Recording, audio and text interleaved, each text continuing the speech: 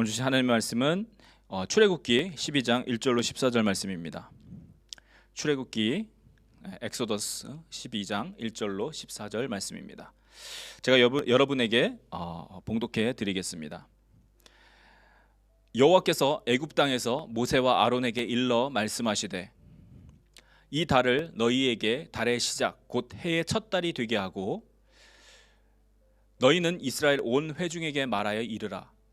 이달 열흘에 너희 각자가 어린 양을 취할지니 각 가족대로 그 식구를 위하여 어린 양을 취하되 그 어린 양에 대하여 식구가 너무 적으면 그 집의 이웃과 함께 사람 수를 따라서 하나를 취하며 각 사람이 먹을 수 있는 분량에 따라서 너희 어린 양을 계산할 것이며 너희 어린 양은 흠없고 일련된 수컷으로 하되 양이나 염소 중에서 취하고 이달 열 나흔 날까지 간직하였다가 해 질 때에 이스라엘 회중이 그 양을 잡고 그 피를 양을 먹을 집 좌우 문설주와 임방에 바르고 날 것으로나 물에 삶아서 먹지 말고 머리와 다리와 내장을 다 불에 구워 먹고 아침까지 남겨두지 말며 아침까지 남은 것은 곧 불사르라.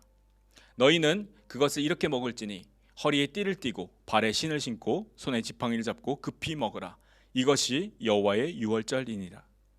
내가 그 밤에 애굽 땅에 두루 다니며 사람이나 짐승을 막론하고 애굽 땅에 있는 모든 처음 난 것을 다 치고 애굽의 모든 신을 내가 심판하리라. 나는 여호와라. 내가 애굽 땅을 칠 때에 그 피가 너희가 사는 집에 있어서 너희를 위하여 표적이 될지라. 내가 피를 볼 때에 너희를 넘어가리니 재앙이 너희에게 내려 멸하지 아니하리라. 너희는 이 날을 기념하여 여호와의 절기를 삼아 영원한 규례로 대대로 지킬지니라. 아멘. 아멘. 네, 오늘 말씀 우리 여호와의 절기 시리즈 두 번째 말씀입니다. 지난주에 이제 그 인트로 서론을 하면서 여호와의 절기를 살피는 이 시리즈를 하는 이유에 대해서 말씀드렸습니다. 기억이 나시나요? 하나님께서 주신 절기의 특징이 무엇이라고 말씀드렸죠? 일반적으로 우리가 지키는 이 명절이나 공휴일 등은 어떤 일이 일어난 후에 그 일들을 기념하기 위하여 지킵니다. 자, 그러나 하나님의 절기들은 미리 하나님께서 그 절기를 정하시고 그 절기에 따라서 관련된 사건들을 이루어 가시는 것들을 우리가 볼 수 있다는 것입니다. 비록 그 절기를 지키는 이스라엘은 그 절기를 지키는 이유에 대해서 사실 잘 몰랐습니다. 유일하게 안다고 해야 되는 것, 그것이 아마 유월절이겠죠. 자, 그러나 이스라엘은 그 절기를 지켜야 되는 이유조차 모르고 하나님께서 명령하셨으니까 그냥 그대로 행했습니다. 자, 그러나 우리가 신약 시대를 살면서 우리가 이 절기를 통해서 배우고 보아야 할 것은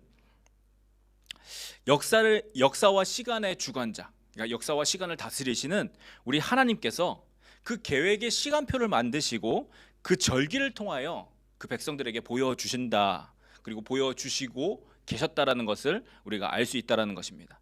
바로 위대하시고 전능하신 그 분께서 지금도 살아계셔서 역사하시는 바로 그 하나님이, 그렇죠? 우리가 아버지라고 부르는 그 하나님께서 모든 것을 다스리시고 그분의 뜻대로 이끌어 가심을 우리가 이 절기들을 통해서 볼 수 있다라는 것입니다.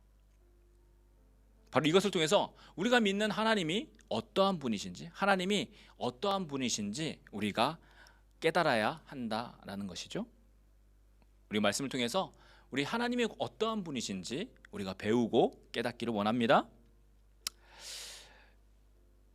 자, 이사야서 48장 5절에는 이런 말씀이 있습니다. 그러므로 내가 이 일을 예로부터 내게 알게 하였고 일이 이루어지기 전에 그것을 내게 듣게 하였느니라. 자, 무슨 말씀이죠? 하나님께서 일을 먼저 알게 하셨다라는 거예요. 그리고 일이 이루어지기 전에 그것을 들려주셨다라는 의미입니다. 하나님께서는 모든 것을 아시고 그리고 그 뜻대로 이루어 가시는 분이십니다. 시간과 역사를 주관하신다라는 거예요. 그러니까 시간 안에 있으신 분이 아니라 자, 우리 모든 사람들은 이 시간 안에 있죠. 시간을 우리가 컨트롤할 수 없습니다. 그러나 하나님은 그 시간 밖에 계시는 분, 그리고 역사, 히스토리를 주관하시고 만들어 가시는 분이시다라는 것이죠. 자, 그러므로 우리가 이 성경 속에서 보아야 하는 것은 무엇입니까? 바로 우리 사람으로서는 어찌할 수 없는 시간. 자, 우리 사람은 시간 안에 있습니다. 시간을 되돌리거나 또 시간을 넘어서 미래를 볼 수가 없습니다. 자, 사람은 이런 시간이라는 한계가 있죠. 이 시간 속에서 미래를 말씀하시는 분을 통해서 시간을 초월하시고 시간의 영역 밖에 계시는 그 하나님을 발견하여 알 수 있도록 하셨다라는 것입니다. 자, 사도행전 17장 27절에는 이런 말씀이 있습니다. 이는 사람으로 혹 하나님을 더듬어 찾아 발견하게 하려 하심이로되 그는 우리 각 사람에게서 멀리 계시지 아니하도다. 자, 하나님을 찾을 수 있게 하셨다라는 거예요. 어떻게요? 더듬어 찾아 발견하게. 그렇죠? 하나님을 찾을 마음이 있다면 더듬어서라도 발견할 수 있도록 하나님께서 하셨다는 겁니다. 무엇을 보면요? 하나님께서 역사하신 사건들을 보면, 자, 그 일이 어떻게 일어나느냐? 하나님께서 한 민족을 택하세요. 그리고 그분의 길을 그 민족에게 보여주셨습니다. 자, 다른 말로 하면 그 민족에게 예언을 하셨다라는 것이죠. 왜요? 사람들이 하나님을 발견할 수 있도록, 사람들이 하나님을 만날 수 있도록 한 민족을 택해서 그들에게 미래를 알려주셨다라는 것입니다. 자, 여러분이 다 아시다시피 이 택한 민족이 이스라엘, 바로 유대인들입니다. 이 유대인들은, 그렇죠?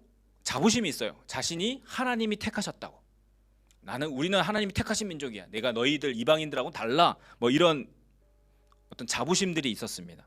그렇죠? 잘난 척하고 살았다라는 것이죠. 자, 그런데 그 말씀은 그렇게 말씀하고 있지 않아요. 하나님께서 그들이 택하신 것은 그들이 잘나서가 아닙니다. 뛰어나서 특별해서가 아니라고 말씀하셨어요. 신명기 7장의 말씀 한번 보겠습니다. 신명기 7장 6절로 7절 말씀은 이렇게 말씀하고 있습니다. 너는 여호와 내 하나님의 성민이라.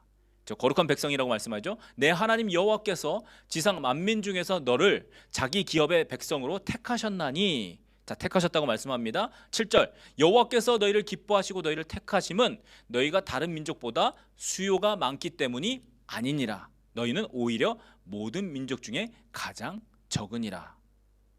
자, 뭐라고 말씀합니까? 택하신 이유가 숫자가 적기 때문이다. 숫자가 작기 때문에 내가 너희를 택했다라고 말씀하십니다. 이게 무슨 뜻입니까? 그들의 숫자가 적기 때문에 그들로 통해서 하나님께서 말씀하신 그 예언의 말씀이 이루어지는 것을 발견하기가 쉽다라는 뜻입니다. 자, 우리가 경우의 수라고 합니다. probability, 확률이라고도 하죠. 자, 그 확률의 샘플이 작다라는 거예요. 그렇죠? 적은 숫자가 모여 있으니까 그 샘플의 결과를 발견하기가 쉽다라는 것입니다. 그래서 하나님께서 이스라엘을 택하시고 그들에게 말씀하시고 그 말씀하신 것이 어떻게 이루어지는지 모든 세상이, 온 민족이 보도록 하셨다라는 거예요. 과거에 하신 그분의 말씀이 이루어지는 것을 쉽게 발견할 수 있도록 적은 인원인 이스라엘을 택해서 하나님께서 살아계심을 그 민족을 통해서 보여주시겠다라는 그 말씀이다라는 것입니다. 그래서 이를 통해서 사람들이 눈에 보이지 않지만 시간과 역사를 주관하시고 다스리시는 분, 곧 전능하신 하나님이 계시는구나 라는 것을 발견할 수 있도록 하셨다라는 거예요. 자, 물론 우리 함께 이 설교를 들으시는 분들은 하나님께서 이미 그러한 전능하신 분인 것을, 그리고 그 시간의 주관자고 다스리신다는 것을 믿으시는 줄 믿습니다. 자, 믿고 계시겠죠? 자, 그런데 우리가 이 절기 시리즈를 통해서 우리가 다시 한번 그것을 깨닫고 확인하기를 원한다라는 것이죠. 그분께서 말씀하신 그 미래의 계획이 수천 년이 지난 후에도 여전히 이루어졌다라는 것을 우리가 확인하고, 또 그것을 통해서 그 하신 말씀이 현재에도, 지금 우리에게도 살아 역사하신다는 것과 아직 이루어지지 않은 그 약속이 반드시 이루어질 것을 우리가 믿을 수 있는 믿음을 발견할 수 있겠다라는 것입니다. 이 모든 것들을 우리가 깨닫고 정말 하나님의 말씀에, 하나님의 그 약속에 우리의 믿음을 두기를 원합니다. 자, 오늘 그 첫 번째로 유월절입니다. 지난주는 인트로, 서론이었고, 자, 오늘부터 이 이스라엘의 절기, 7대 절기가 있습니다. 7개의 큰 절기가 있는데 그 중에 첫 번째 유월절입니다. 자, 먼저 이 유월절을 살펴보기 전에 이스라엘 전체 절기들을 우리가 한번 보도록 하겠습니다. 자, 표를 만들어 왔는데요. 이스라엘 절기는 크게 봄 절기하고 가을 절기로 나뉩니다. 자, 봄에 있는 절기, 오순절은 5월, 6월에 오지만 봄 절기로 넣겠습니다. 그래서 유월절, 무교절, 초실절, 오순절을 봄 절기에 들어가고요. 그리고 나머지 나팔절, 속죄일, 장막절은 가을 절기에 들어갑니다. 이 유월절, 무교절, 초실절, 그리고 오순절, 칠칠절이라고도 불리는 이 오순절, 그리고 나팔절, 속죄일, 장막절은 이스라엘의 7가지의 큰 절기들입니다. 그리고 이 절기들을 이스라엘 백성들이 지켰습니다.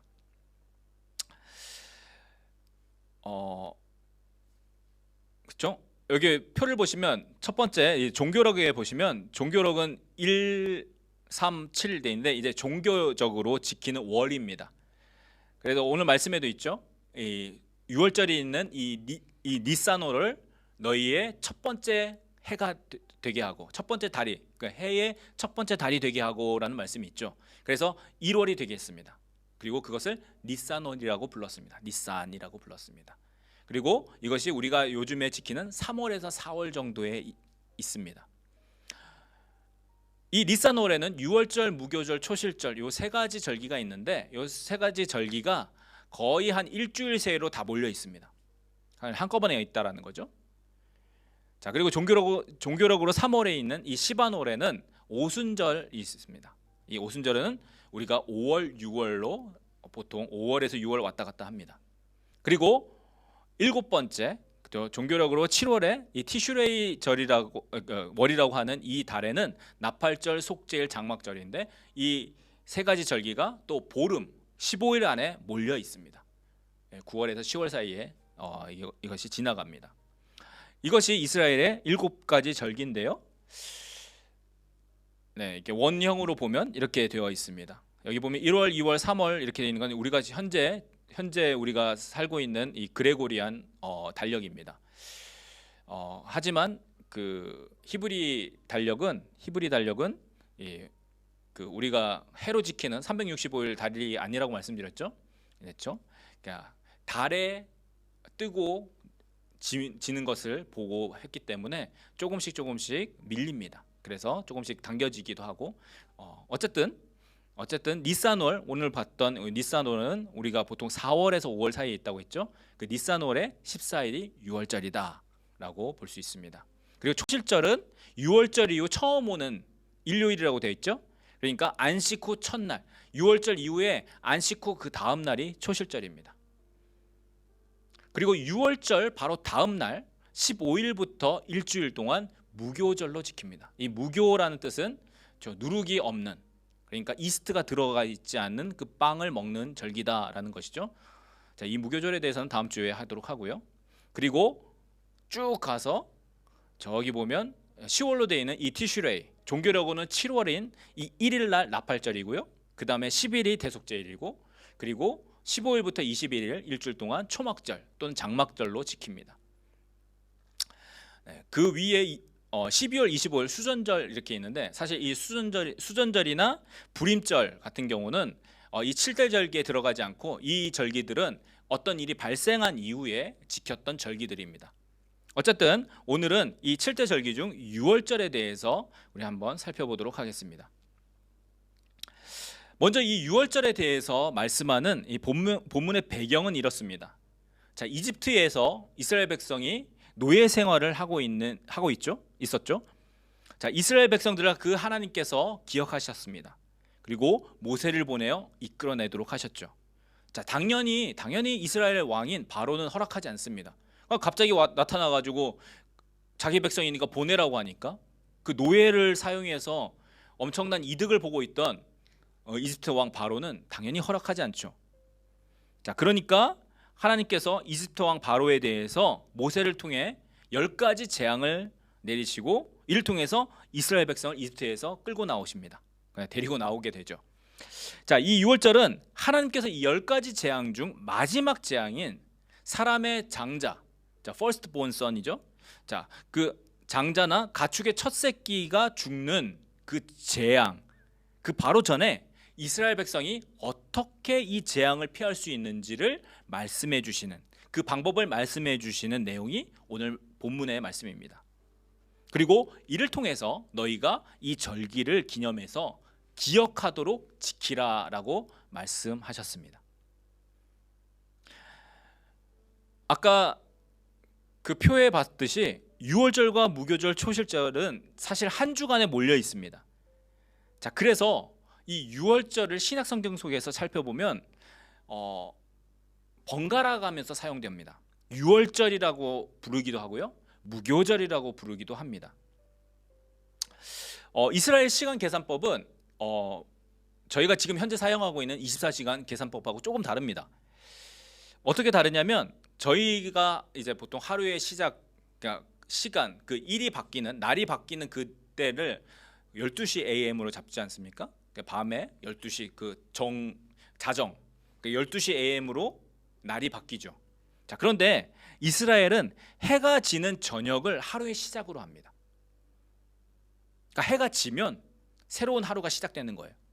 그리고 다음 날 해가 질 때까지가 하루예요. 자, 이것은 창세기 1장을 보면 하나님께서 창조하신 그 창조의 계산법에서 나타납니다. 창조 때 보면 저녁이 되고 아침이 되니 이는 첫째 날이니라, 저녁이 되고 아침이 되니 이는 둘째 날이니라, 이렇게 말씀하시거든요. 자, 그러니까 저녁이 먼저 온다라는 거예요. 그래서 유대인들은 저녁, 그러니까 해가 지면 날이 바뀌는 것으로 생각했다라는 거예요. 그러니까 안식일, 유대인들이 안식일을 어떻게 지켰냐면 지금도 안식일을 금요일 해질 때부터, 그러니까 금요일 날 해가 졌어요, 그러면 안식일이 시작되는 거예요. 그리고 토요일 날 그 해가 질 때까지 안식일로 지금도 지키고 있습니다. 자, 그래서 6월절 생각해 보면 해 질 쯤에 양을 잡으라고 했죠. 14일 해 질 때. 자, 14일 날 해가 지기 전에 양을 잡고 나면 해가 지죠? 그럼 바로 15일이 시작되는 거예요. 자, 그래서 바로 무교절 15일이 시작되는 것이기 때문에 신약 시대에 보면 이 6월절과 무교절을 번갈아 가면서 사용해요. 그러니까 6월절이라고 부를 때도 있고 무교절로 부를 때도 있고, 어쨌든 유대인들은 6월절로 불러도 무교절로 불러도 같은 때다라고 불렀다라는 것입니다. 그렇게 생각했다라는 것이죠. 자, 그래서 신약 성경을 잘 볼 때 무교절이 이미 이름에, 또는 6월절이 이미 이르렀으므로 뭐 이런 표현들이 나오면 같은 시기구나라고 여러분이 이해하시면 됩니다. 6월절 따로가 있는 게 아니고 무교절 따로 있는 게 아니에요. 자, 같은 시기구나 여러분이 이해하시면 됩니다. 자, 오늘 말씀은 그 중에서 이 6월절 부분만 따로 살펴보도록 하겠습니다. 다음 주에 무교절을 다루고요, 오늘은 6월절 관련된 부분만 살펴보려고 합니다. 자, 먼저 이 본문을 통해서 하나님께서 명령하신 이 6월절에 대해서 살펴보겠습니다. 자, 하나님은 6월절이 있는 달을 해의 시작과 첫 달이 되게 하셨습니다. 아까 그 표에 보면 그 종교력으로 1월이라고 했죠. 그러니까 해의 첫 해, 그리고 첫 달을 니산으로 부르면서 그 월이 첫 달이 되도록 하셨다라는 거예요. 그러니까 1월이라고 생각하시면 됩니다. 그리고 그 첫 달의 10일에 각 가족대로 1년 된 흠없는 어린 양을 선택하여 준비하라고 합니다. 그러니까 1월 10일에 어린 양을 준비하는 거예요.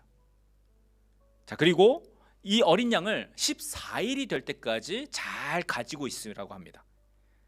잘 보관하고 있다가 해 질 때, 14일 해 질 때에 잡으라고 하시죠. 그리고 그 피를 잡고 나서 그 피를 문에, 한국말로는 문설주와 임방이라고 하는데, 자, 문이 이렇게 있죠. 자, 문이 있으면 양쪽에 있는 게 문설주예요. 그리고 위에 그 머리 위로 지나가는 게 임방이라고 합니다. 그러니까 이렇게 디귿자로 피를 바르라고 하십니다. 그렇죠? 어린 양을 잡아서 그 피를 바르라라고 하셨어요.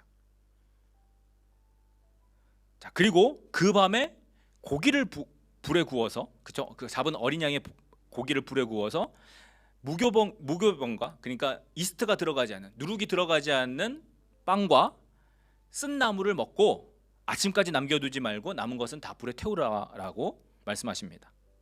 근데 이것을 먹는 방법을 가르쳐 주시는데 허리에 띠를 띠고, 그러니까 허리띠를 하고, 당시에는 이 통짜로 된 옷을 입었기 때문에 허리띠를 매어야지 이게 안 펄럭거립니다. 그죠? 그 일자로 돼 있고 허리띠가 없으면 어떻게 되죠? 막 이렇게 뛰어갈 수 없잖아요. 그냥 막 펄럭거리잖아요. 그러니까 허리띠를 맨다라는 건 준비하고 있으라라는 뜻입니다. 그러니까 밖에 나갈 준비를 하라라는 뜻이죠. 자, 그리고 발에 신을 신고 손에 지팡이를 잡고 급하게 먹으라고 합니다. 급하게 먹어야 된다라고 말씀하십니다. 자, 그러면서 하나님께서 이집트 땅의 모든 첫 번째 난 것들, 그것들을 죽이실 때에, 그것을 치실 때에 너희 문에 바른 그 피가 표적, 사인이 되어서 피를 볼 때에 넘어갈 것이다. 내가 그 재앙이 너희를 넘어갈 것이다 라고 약속하셨습니다. 자, 이 넘어가다라는 이 뜻에서 한자로 넘을 유, 그리고 건널 월을 써서 유월절이라고 한국말로는 부르고요. 영어로는 pass over, 이것도 당연히 넘어가는 뜻이죠. 자, 히브리어는 패사, 헬라어로는 파스카, 다 넘어간다라는 뜻입니다. 넘어 지나가다. 자, 이렇게 부르게 하셨습니다. 자, 이것이 유월절이 본문 속에서 출애굽기 12장 1절로 오늘 읽은 14절까지 하나님께서 명령하신 디테일한 내용입니다. 자, 본문에 이어서 모세는 이렇게 하나님께서 받은 말씀을 가지고 이스라엘 백성에게 명령하는 내용이 나타납니다. 자, 유월절을 그래서 준비하도록 이스라엘 백성에게 말씀합니다. 그리고 이 절기를 이 절기를 법으로 삼아서 영원히 지켜야 하는데, 만약 너희 자녀들이 이 예식이 무엇입니까? 라고 물으면, 그러니까 어린아이들이 태어났는데 이거 왜 지켜야 됩니까? 이것이 어떻게 시작되었습니까? 라고 물으면 다음과 같이 말하라고 가르쳐 줍니다. 자, 출애굽기 12장 27절 말씀인데요. 네, 출애굽기 12장 27절 말씀.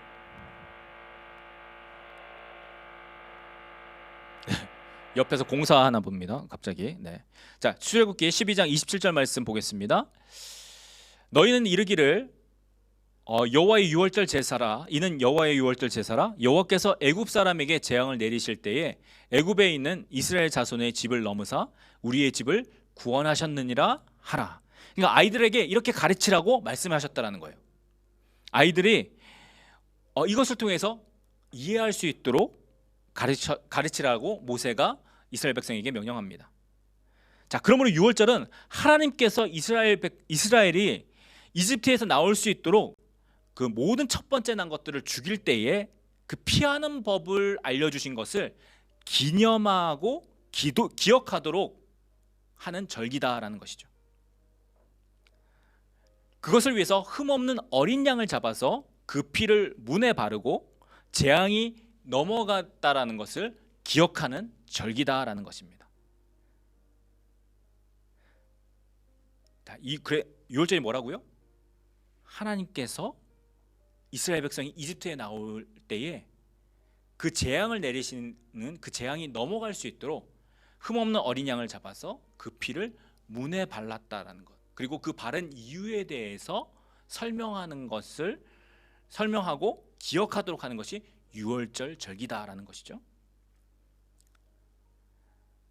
특별히 이 유월절은 다른 아까 살펴본 7가지, 다른 6가지 절기들하고는 다른 것이 있습니다. 또 특별히 중요하다라고 생각되는 것이 뭐냐면, 이 유월절은 다른 절기는 그런 게 없어요. 다른 절기와는 다르게 만약 이 첫 번째 달, 그죠? 1월 14일 날 지킬 수 없으면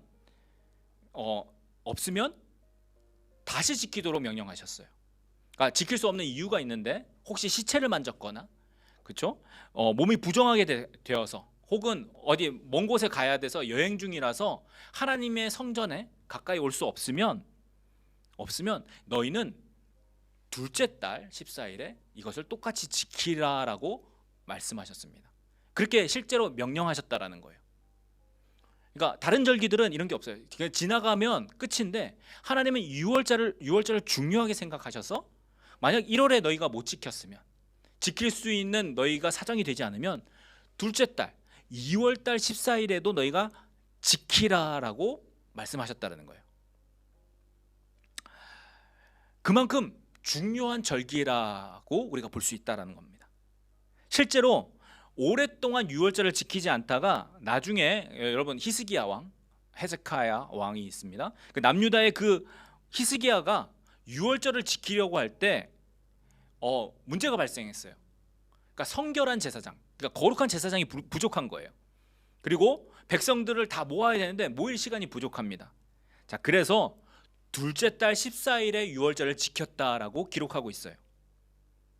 그러니까 무슨 것이냐면 어떤 일로도 빠지거나 넘어가지 못하도록, 그러니까 익스큐즈를 할 수 없도록 기억하여 지키도록 하신 매우 중요한 절기가 유월절이다라는 것입니다.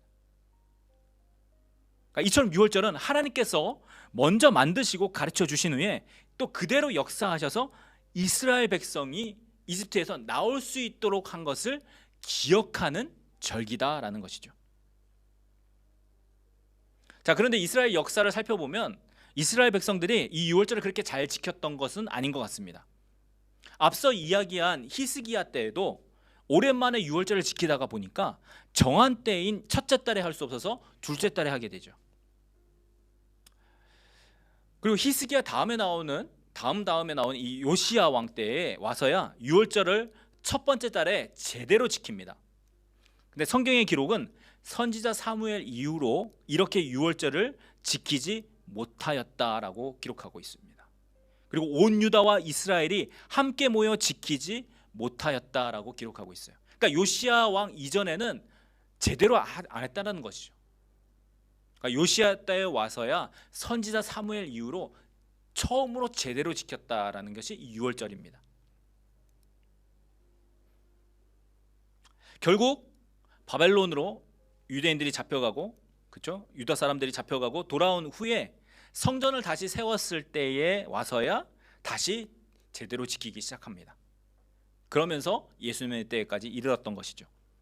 자, 그러나 무엇보다 중요한 것은 이 유월절을 지키면서도 어린 양의 죽음과 피를 바르거나 뿌리는 것이 이스라엘 백성들, 유대인들은 무엇을 뜻하는지 몰랐다라는 것이에요. 그냥 하라고 하니까 했고 그 의미가 단순히 그때 재앙이 넘어간 것이다라고 알았다라는 것이죠. 단지 그냥 반복해서 매년 해왔으니까, 우리의 조상들이, 우리 아버지가, 할아버지가, 그 할아버지의 할아버지가 해왔으니까 그냥 했다라는 거예요. 양을 잡고 피를 뿌리고 했던 것이죠. 그러면서 점점 형식만 남고 그 의미에 대해서는 사라져 버리게 되었습니다. 곧 하나님의 놀라운 구원의 계획이 이스라엘 백성들에게 가리워져 버린 것이죠.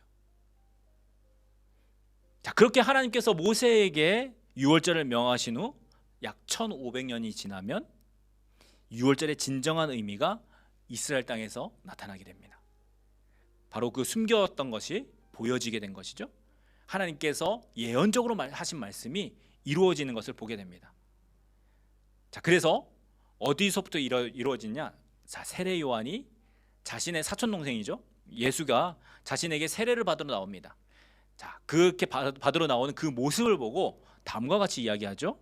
요한복음 1장 29절 말씀입니다. 이튿날 요한이 예수께서 자기에게 나아오심을 보고 이르되 보라, 세상 죄를 지고 가는 하나님의 어린 양이로다. 하나님의 어린 양이로다. 예수님을 뭐라고 부르죠? 하나님의 어린 양이다. 자, 어린 양 어디에서 나오죠? 바로 유월절에 나오는 단어입니다. 그러니까 세례 요한이 예수를 보고 어린 양으로 불렀다는 것은 유월절이 보여주는, 그 유월절이 의미하는 바가 바로 예수를 통해서 이루어질 것이다라는 그런 확증이자 확답인 것이죠. 요한은 예수님을 어린 양으로 세상 죄를 지고 죽어야 하는 분으로 본 것입니다. 어린 양이 죽음으로써 그 첫 번째에 죽이는 재앙이 넘어갔던 것처럼 예수께서 죽으심으로 영원한 죽음이 넘어가게 된 것을 세례 요한은 증거한 것입니다. 그리고 그렇게 실제로 예수께서는 유월절에 잡혀서 고난을 당하시고 십자가에서 죽임을 당하십니다. 유월절이 단지 그냥 과거의 일로서 그냥 그때 이스라엘이 이집트에서 나오는 것을 기억하는 그런 날일 뿐만 아니라 그 자체로도 예언이었던 것을 우리는 보게 된다라는 것이죠. 예수께서 그것을 보여주셨습니다. 아까 첫째 달 10일에 무엇을 하라고 하죠? 어린 양을 선택하라고 합니다. 어떤 어린 양? 흠없는 어린 양을. 그리고 14일까지 간직하라고 합니다. 그러니까 14일 날 잡기 전까지 4일간을 간직하라고 하죠. 이 기간 동안 어떤 일을 합니까? 이 정말 선택된 어린 양이 정말로 흠이 없는지를 체크합니다. 그러니까 어디 아픈지, 어디 문제가 있지는 않는지, 혹 병들지 않았는지, 그렇죠? 다리를 절거나 부러지지 않았는지 점검하는 기간입니다. 그리고 14일 날 흠없는 온전한 어린 양을 하나님께 잡아서 바친다라는 것이죠. 그 피를 뿌린다라는 것입니다. 자, 흠이 있다면 유월절 어린 양으로 잡을 수 없었습니다. 자, 그런데요, 예수님도 이와 동일한 사건을 겪으십니다. 요한복음 12장 보면 예수님은 유월절 6일 전에 베다니라는 동네에 나사로의 집을 방문하십니다. 여러분이 잘 아시는 마리아와 마르다 이야기, 그렇죠? 그리고 죽음에서 살아난 나사로가 사는 동네가 이 베다니입니다. 6일 전이면, 그렇죠? 유월절 6일 전이라고 했으니까 그날은 그냥 쉽게 계산해서 그냥 8일입니다. 유월절이 14일이니까 6일 전이면 8일입니다. 예수님은 이때 베다니를 방문하시고 이틀 후 10일에 예루살렘에 들어가십니다. 예루살렘에 들어갈 때 사람들이 찬양을 하죠. 예수님을 향해서. 예수님이 나귀를 타고 들어가시니까 사람들이 종려가지고 나무를 막 흔들면서 이렇게 찬양합니다. 호산나 찬송하리로다 주의 이름으로 오시느니 곧 이스라엘의 왕이시여. 사람들이 이렇게 외치는 소리를 들으면서 예수님이 예루살렘으로 들어가십니다. 언제요? 10일에. 자, 이 호산나라고 불렀던 이것은 시편 118편 26절의 말씀인데요. 유대인들은 이 유월절에 이 찬송이라는 뜻의 할렐이라고 부르는 시편 113편에서 시편 118편의 그 말씀들을, 그 시편들을 특별한 시간대에 노래를 했습니다. 이 할렐이라고 불렀던 시편 113편에서 118편의 이 구절들을 특별한 시간에 이 유월절 기간 동안에 노래를 했다라는 거예요. 자, 그 중에서 이 118편 26절의 이 노래가 예수님이 입성할 때, 예수님이 예루살렘에 들어갈 때 사람들이 불렀다라는 것입니다.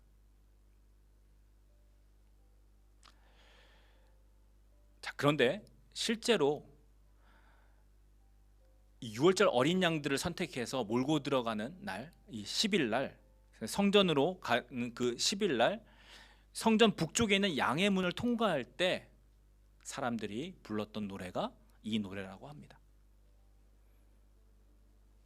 자, 그렇게 니산월 10일, 1월 10일은 유월절 어린 양을 선택하는 날입니다. 그리고 남은 4일 동안 흠이 있는지 없는지를 점검한다고 했죠. 이와 같이 예수님도 나흘 동안 조사를 받으셨어요.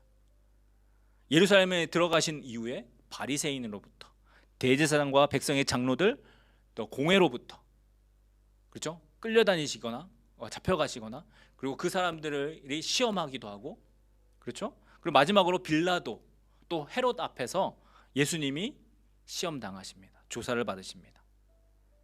자, 그러나 결과는 어떠한 흠도 찾을 수 없었습니다. 자, 그리고 예수님이 제자들과 마지막에 식사를 하시죠. 마지막 만찬, 라스트 서퍼라고 불리는 마지막 만찬을 하십니다. 자, 이 식사는 세데르, 히브리어로 세데르라고 부르는 유월절 식사였습니다. 그러니까 유월절에 모여서 함께 이 유월절을 기리는 식사였다라는 것이죠. 더 놀라운 것은 무엇인지 아십니까? 예수님을 십자가에 못 박은 시간이 오전 9시라고 나옵니다. 자, 그 시간은 유월절 아침 희생제사를 드리는 시간입니다.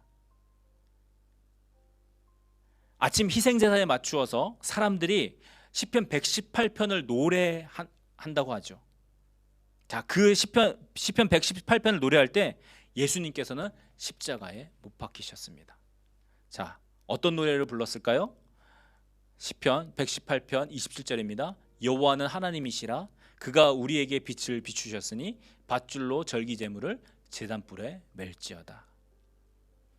자, 어린 양을 잡으려고 제단불에 묶는 바로 그때에 예수께서 십자가에 못 박히셨습니다.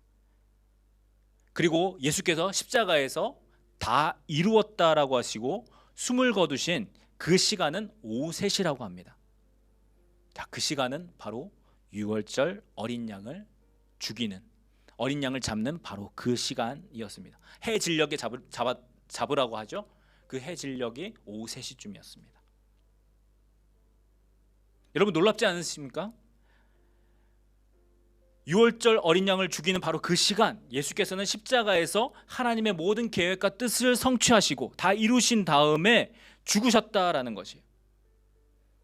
이것을 통해서 우리는 하나님께서 이 모든 것을 계획하시고 그 계획대로 이루었다라는 것을 발견할 수 있다라는 겁니다.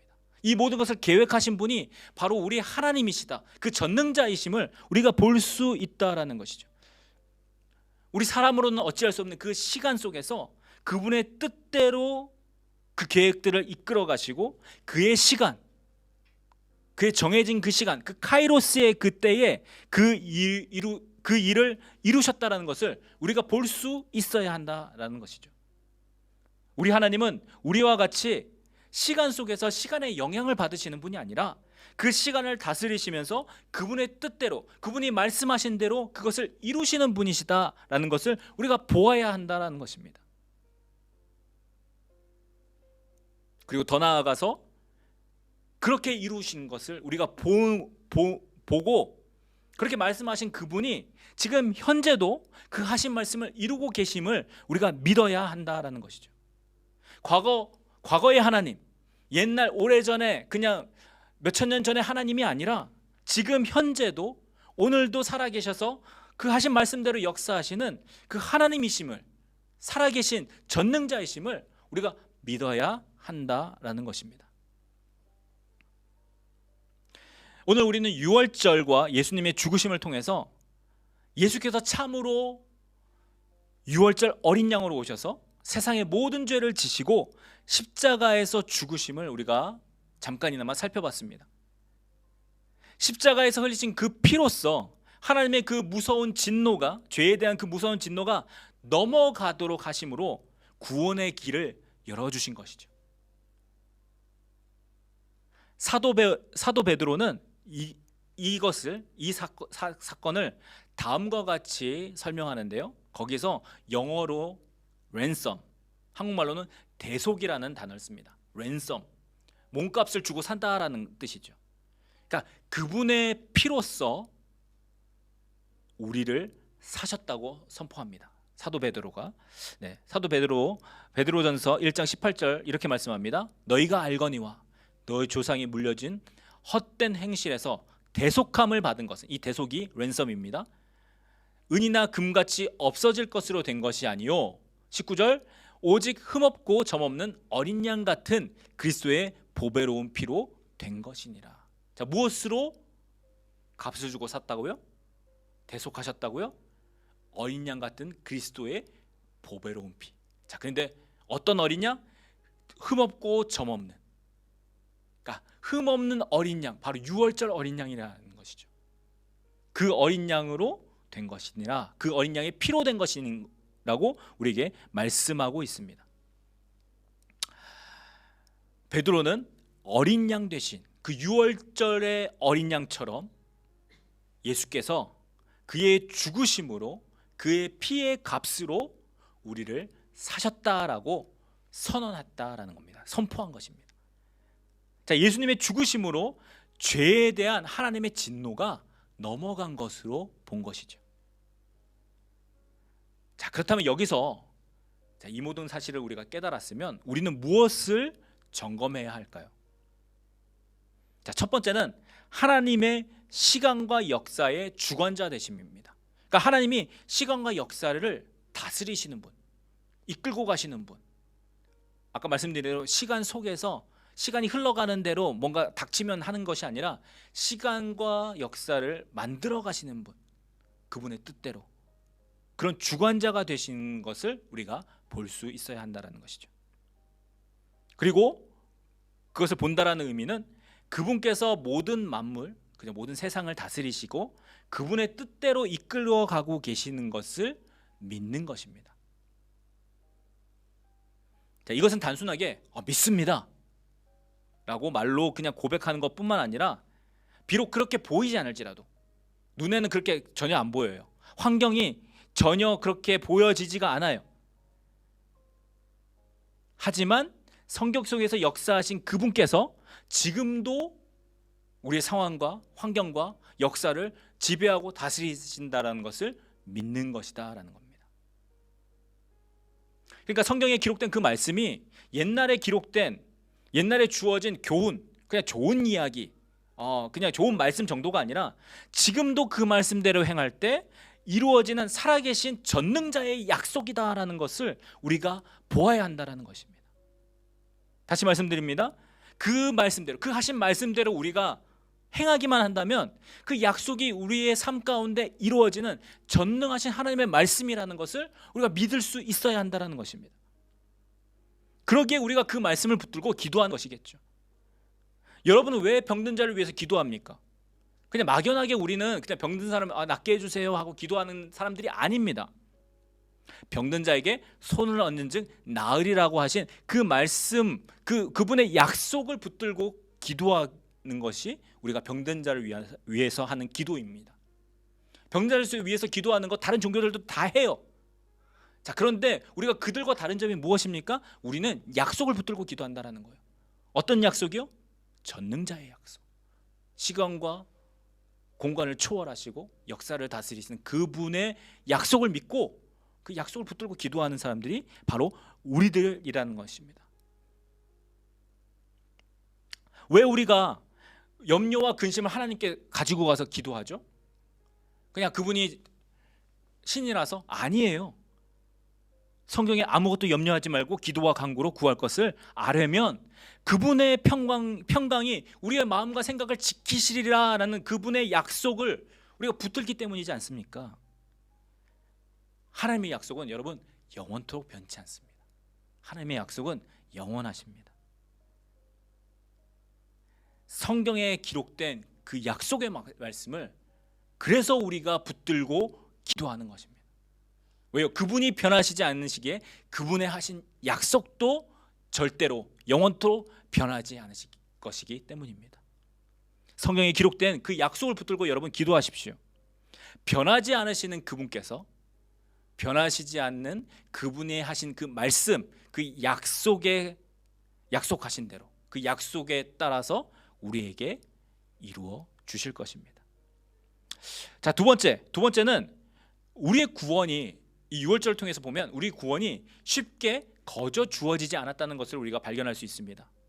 하나님의 독생자, 그분의 아들이 오셔서 죽으셔야만 했다라는 것을 우리가 잊지 말아야 합니다.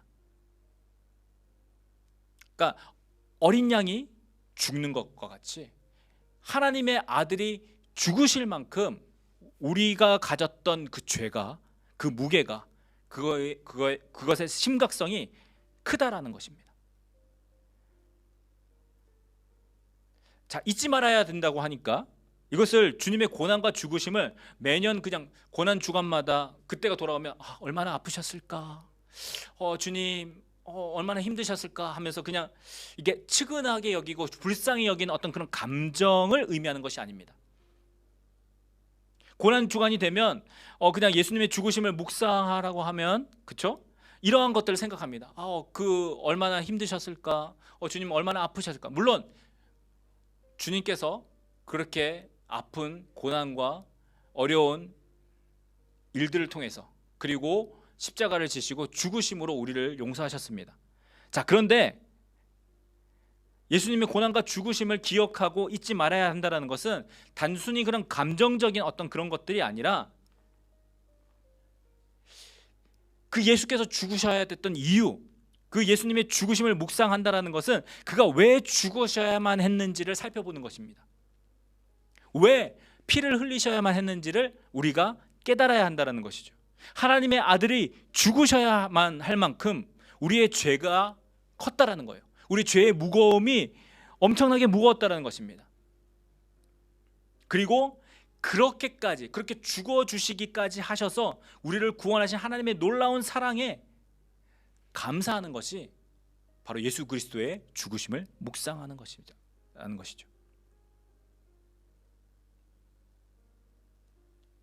이것은 이스라엘 백성이 매년 유월절을 지키면서 어떻게 하나님께서 이스라엘 백성들을 이집트에서 이끌어내셨는지 기억하는 것과 같이 우리의 구원도 그렇게 반드시 기억되어야 함을 말씀하는 것입니다.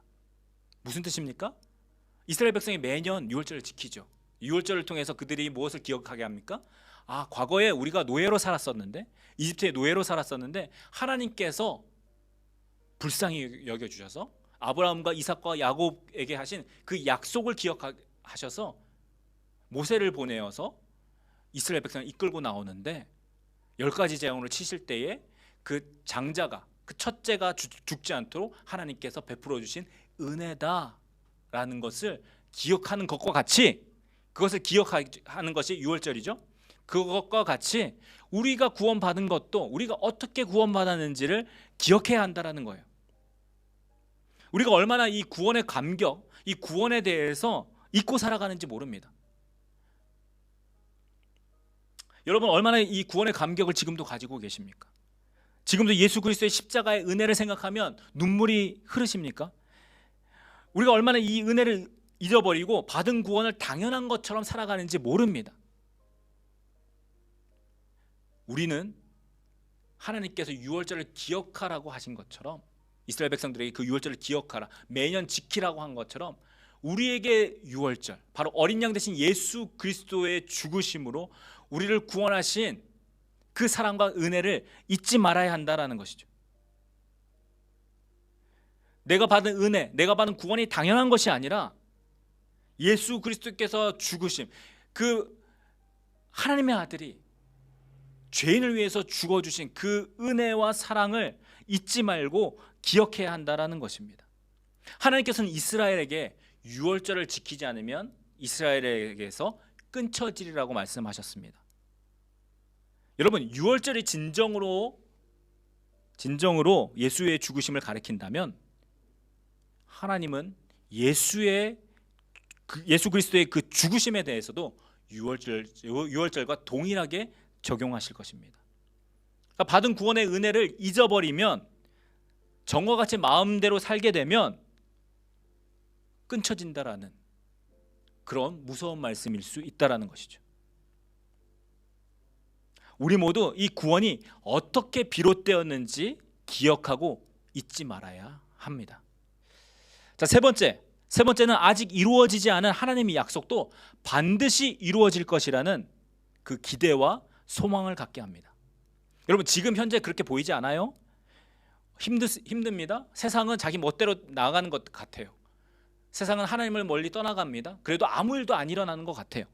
하지만 우리 눈앞에 그런 것들이 보이지 않을지라도 어떠한 상황 가운데 있든지 결국 말씀대로 이루어질 것이라는 것을 우리가 믿게 된다는 것입니다. 하나님의 약속 중에 여러분 무엇이 이루어지지 않았습니까? 바로 다시 오겠다라는 예수 그리스도의 약속입니다. 비록 수많은 시간이 지났습니다. 그리고 그러한 기미가 전혀 보이지 않는 것 같아요. 그럴지라도 약속하신 대로 다시 오실 것을 믿으며 바라보는 것이 바로 우리의 믿음이요 신앙생활인 것이라는 거죠. 그리고 그것을 우리가 유월절이 이루어진 것을 통해서 우리가 다시 한번 확신할 수 있다라는 것입니다. 사랑하는 여러분, 우리의 믿음은 무조건 믿어라는 그런 어떤 막무가내, 그러니까 믿어지지 않는데 그냥 믿으려고 힘쓰는 그런 강제적인 것이 아닙니다. 성경을 통하여 우리는 하나님께서 하신 약속이 실제로 그대로 이루어진 것을 볼 수 있습니다. 볼 수 있어야 합니다. 그리고 현재도 기록된 그 약속을 믿고 기도하는 자들에게 그런 것들이 이루어지는 것을 우리가 경험하고 있습니다. 그러므로 당연히 약속하신 대로, 아직 이루어지진 않았지만 그 약속하신 대로 그분이 다시 오실 것을 우리가 믿을 수 있는 것이죠. 세상은 우리가 하나님의 약속을 잊어버리도록 유혹을 합니다. 하지만 그럴 때일수록 우리가 붙들어야 하는 것은 영원하시며 시간과 역사의 주관자 되시는 그 하나님의 약속인 것입니다. 그리고 그 약속하신 대로 다시 오셔서 그의 신부들을 혼인잔치에 데리고 들어가실 것입니다. 계시록 19장 9절은 이렇게 말씀합니다. 천사가 내게 말하기를 기록하라. 어린 양의 혼인잔치에 청함을 받은 자들이 복이 있도다 하고 또 내게 말하되 이것은 하나님의 참되신 말씀이라 하기로. 자, 이처럼 유월절 어린 양으로 죽으셨던 그분께서 다시 오셔서 혼인잔치로 청하신다는 그 약속이 아직 우리에게 남아 있습니다. 그 약속을 여러분 신뢰하십시오. 믿으십시오. 그리고 자신을 어떻게 구원하셨는지 이스라엘이 유월절을 지켰듯이 자신을 언제나 돌아보아야 합니다. 그리고 우리 각자에게 허락하신 삶을 사는 것이 바로 우리 그리스도인들의 삶인 것입니다. 하나님은 시간과 역사를 주관하시는 분으로 말씀하신 그대로, 약속하신 그대로 이루실 것입니다. 여러분, 그분의 약속을 신뢰하고 자신을 준비하며 그분의 뜻대로 살아가는 여러분 모두가 되시기를 축복합니다. 이것이 하늘에서 주의 뜻이 이루어진 것 같이 땅에서도 이루어 달라는 그 주님 가르쳐 주신 기도, 주기도문이라고 부르는 우리 주님 가르쳐 주신 기도의 진정한 의미입니다. 우리가 사는 땅에서 주님의 뜻이 이루어지는 것을 보며 함께 기뻐하는 우리 모두가 되기를 우리 주님의 이름으로 간절하게 축복합니다. 우리 함께 기도하겠습니다.